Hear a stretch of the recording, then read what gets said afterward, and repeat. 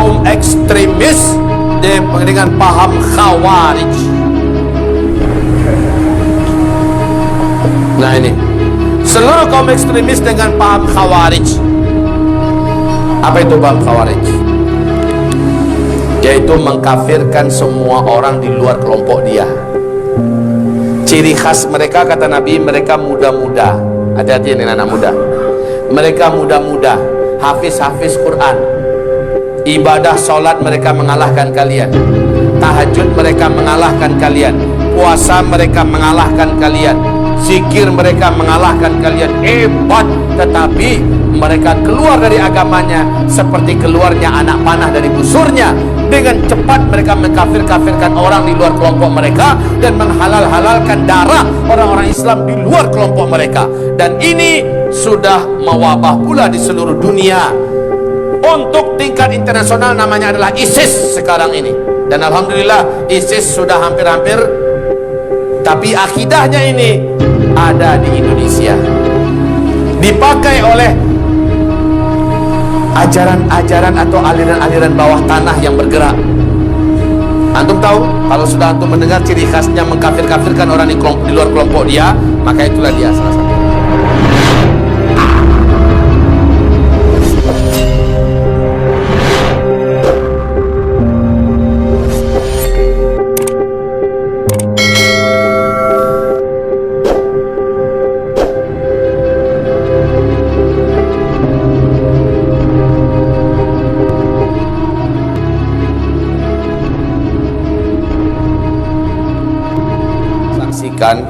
Adalah fenomena akhir zaman yang Nabi lebih 1400 tahun Hijriah yang silam telah memberikan sinyal akan terjadinya perkara itu.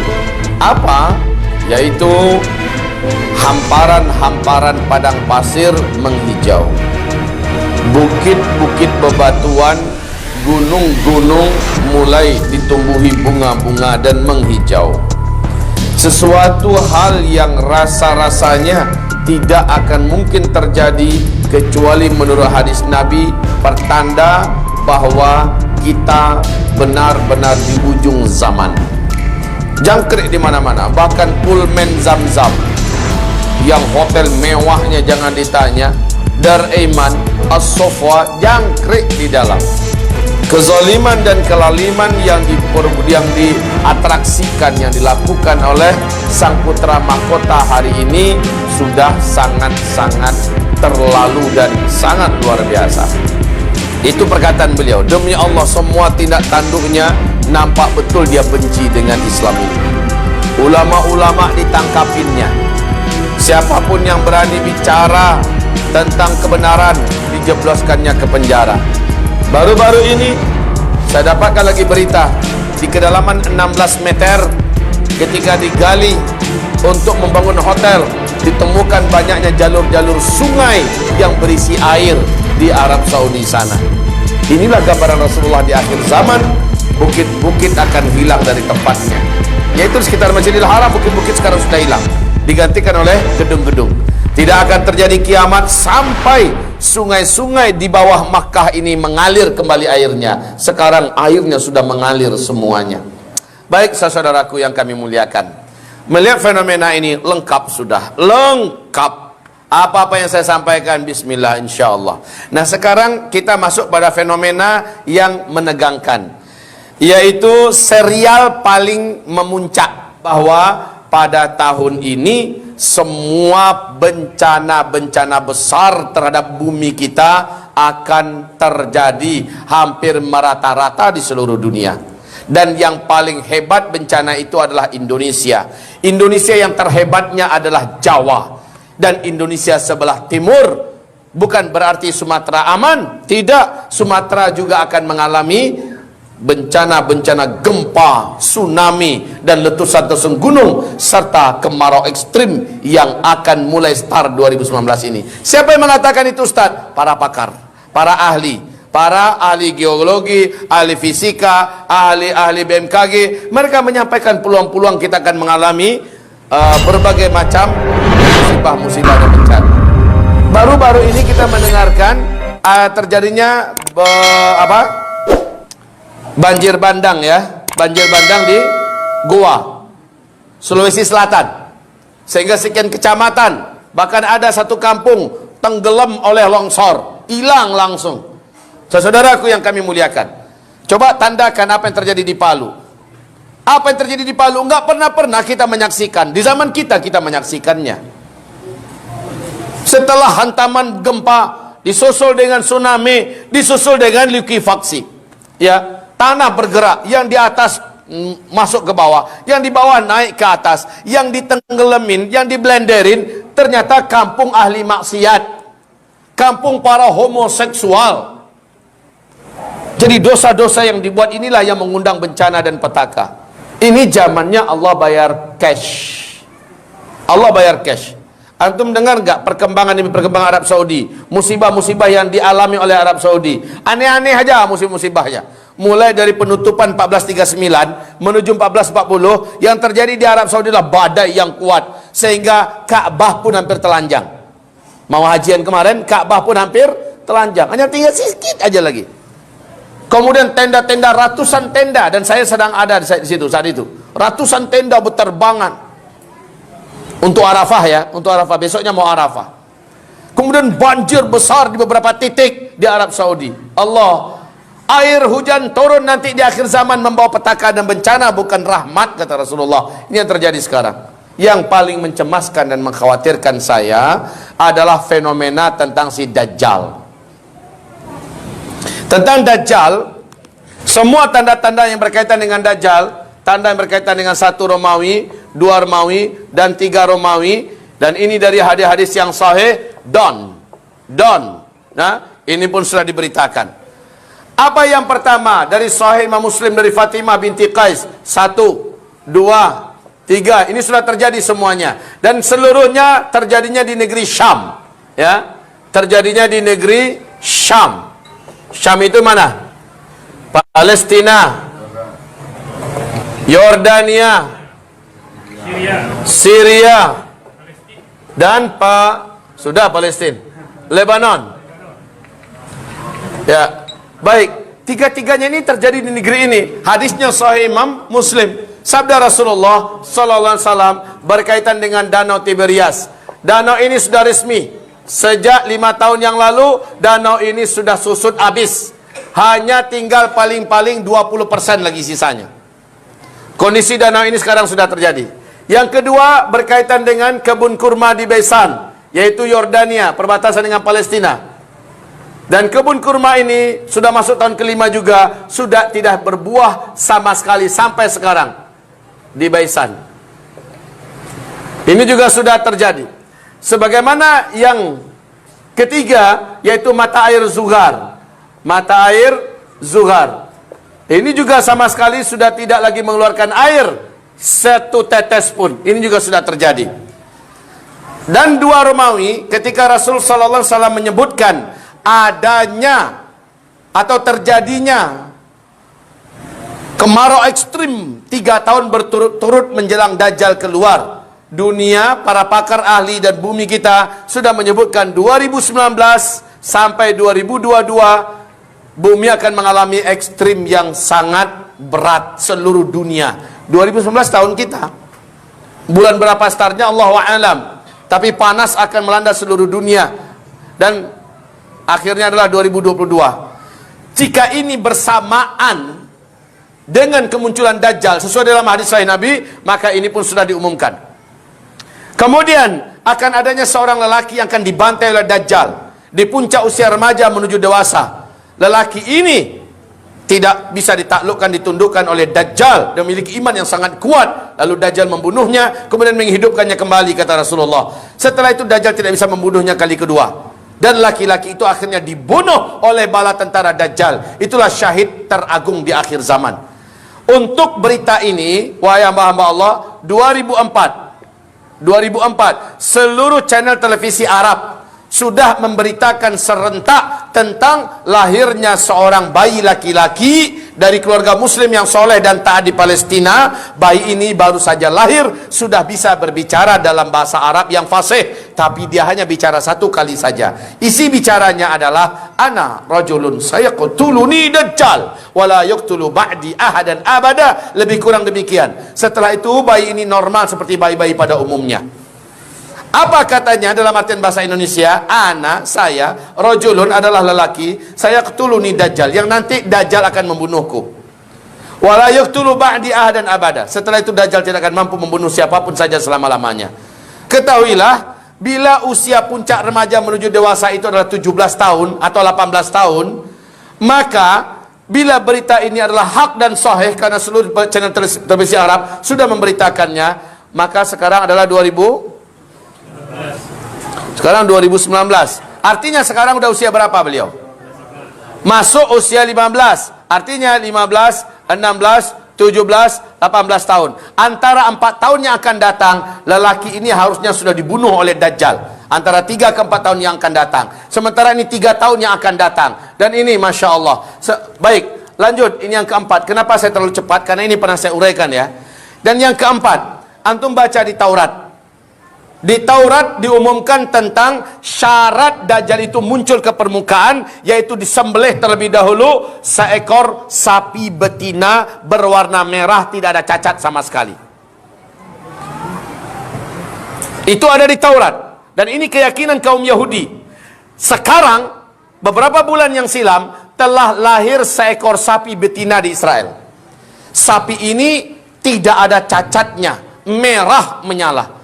Sapi ini setiap hari diperiksa oleh rabi-rabi Yahudi dan para pakar peternakan, dan mereka berharap sapi ini bisa berumur sampai 3 tahun ke depan, karena sapi ini akan mereka bantai menurut keyakinan mereka di Bukit Zaitun di Palestina. Dan setelah sapi itu dibantai, barulah Dajjalnya muncul ke permukaan.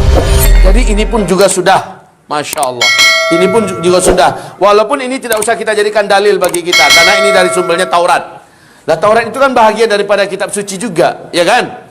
Kita tidak mengimani Taurat dalam kondisi yang sekarang. Tapi ketika mereka mengimani ini, jadikan sebagai penambah informasi saja. Tapi uniknya, kenapa seluruhnya berjalan di 3 tahun yang akan datang? Betul tidak?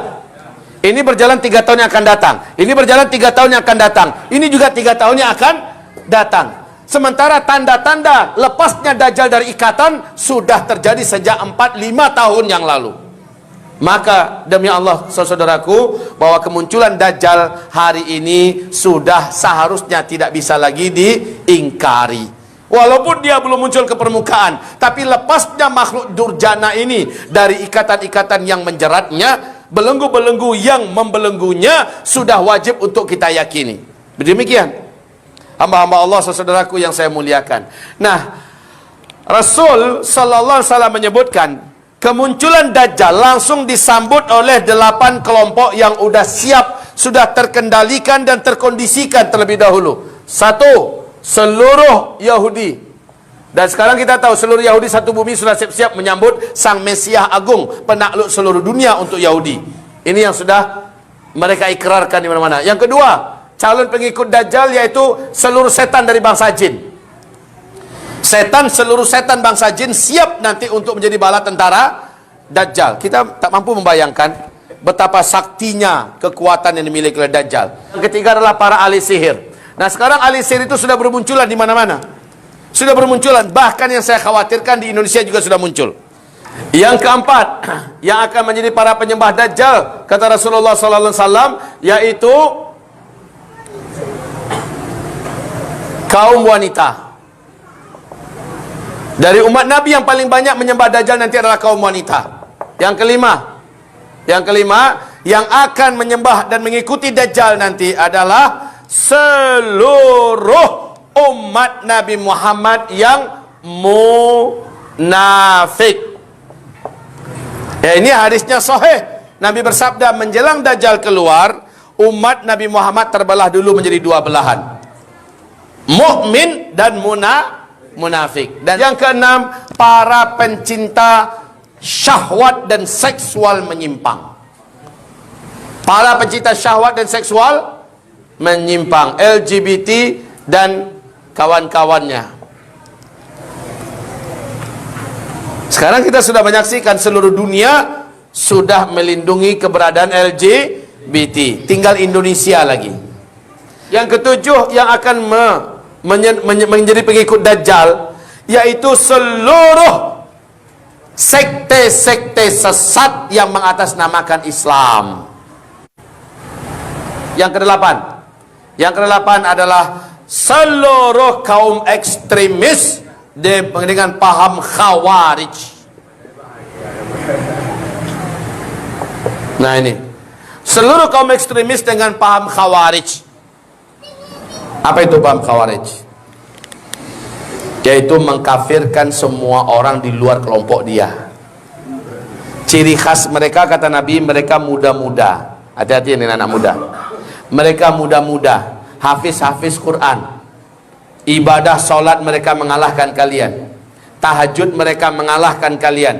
Puasa mereka mengalahkan kalian. Zikir mereka mengalahkan kalian. Hebat. Tetapi mereka keluar dari agamanya seperti keluarnya anak panah dari busurnya. Dengan cepat mereka mengkafir-kafirkan orang di luar kelompok mereka dan menghalal-halalkan darah orang-orang Islam di luar kelompok mereka. Dan ini sudah mewabah pula di seluruh dunia. Untuk tingkat internasional namanya adalah ISIS sekarang ini. Dan alhamdulillah ISIS sudah hampir-hampir, tapi akidahnya ini ada di Indonesia, dipakai oleh ajaran-ajaran atau aliran-aliran bawah tanah yang bergerak. Antum tahu, kalau sudah antum mendengar ciri khasnya mengkafir-kafirkan orang di luar kelompok dia, maka itulah dia salah satunya. Ikut Dajjal yang paling cepat akan menjadi ikut Dajjal. Saya khawatir nanti keluarga kita ada di bagian yang ke-9 ini, yaitu orang-orang yang bermain-main dengan dosa besar. Dia tahu itu dosa besar, dia masih bermain-main dengan dosa-dosa besar dan melakukannya dalam keadaan tertawa, melakukannya dalam keadaan hobi, padahal dia tahu ini adalah dosa besar. Saya khawatir Pak, dia tahu zina itu adalah haram, tapi dia masih tetap memelihara hobinya itu. Dia tahu meninggalkan sholat itu, bermain-main dengan sholat bisa masukkannya ke neraka, tapi dia masih candu bermalas-malasan dengan sholatnya. Dan ini Dajjal keluar, dia pasti akan beriman dengan Dajjal, kafir kepada Allah, lalu dia kekal dalam neraka jahanam selama-lamanya. Jadi hati-hati ini dengan dosa-dosa besar, saudara. Ya, baik, Yahudi, setan, sihir, wanita, munafik, LGBT dan kawan-kawannya, Syiah dan sebagainya, Khawarij, dosa-dosa besar, mereka ini sudah terkondisikan sekarang. Dan Indonesia termasuk negeri yang paling pamer melaksanakan dosa-dosa besar, lengkap di Indonesia. Jadi jangan salahkan kalau Indonesia nanti yang paling marak bencana-bencana besarnya terjadi di Indonesia. Urutan dosa besar tertinggi itu adalah syirik. Syirik bagaimana? Saya rasa syirik bukan hanya Inhu ya, dari Sabang sampai Merauke. Betul tidak? Saudara-saudaraku yang kami muliakan, ini di seluruh dunia sekarang ini intisyarus syirik. Sehingga Allah firmankan di surat An-Nur ayat 55, sebelum khilafah Islamiyah kembali tegak, manusia di muka bumi mensyirikkan Allah Subhanahu wa taala. Berarti ini dosa besar yang hari ini luar biasa kaum muslimin. Oke. Jika demikian, Dajjal itu keluar sebagai puncak bencana terbesar bagi umat manusia. Cara selamatnya saya sudah ajarkan ya. Saya sudah ajarkan. Ya, ada berapa fase kita? Ini start. Ini start. Ini finish. Ya. Ini finish. Ya. Ada 5 fase. Fase pertama, fase kenabian. Fase kedua, fase khilafah rasyidah. Fase ketiga, fase mulkan Abdon, fase kerajaan. Dan fase keempat, ini fase kita, saya perbesar. Ini fase keempat, fase kediktatoran. Dan di fase inilah nanti Dajjal akan keluar sebagai tanda besar kiamat yang kedua. Tanda besar kiamat yang pertama yaitu dukhan. Ini mengingatkan saja ya. Yang kedua adalah Dajjal. Yang ketiga adalah Nabi Isa alaihissalam. Dan yang keempat adalah Ya'jud dan Ma'jud. Baik, barulah masuk fase kelima. Fase kelima, tegak kembali khilafah Islamiyah. Nah, firman Allah dalam surah An-Nur ayat 55, menjelang fase kelima, tegaknya khilafah, manusia akan banyak melakukan perbuatan syirik di muka bumi ini. Ketika tegak kembali, semua syirik diberantas dan dihilangkan oleh Nabi Isa alaihissalam dan Imam Al-Mahdi. Baik, Dajjal itu di sini posisinya. Ketika dia sudah dekat kemunculannya, berarti dukhon lebih dekat lagi akan terjadi. Kan begitu kan?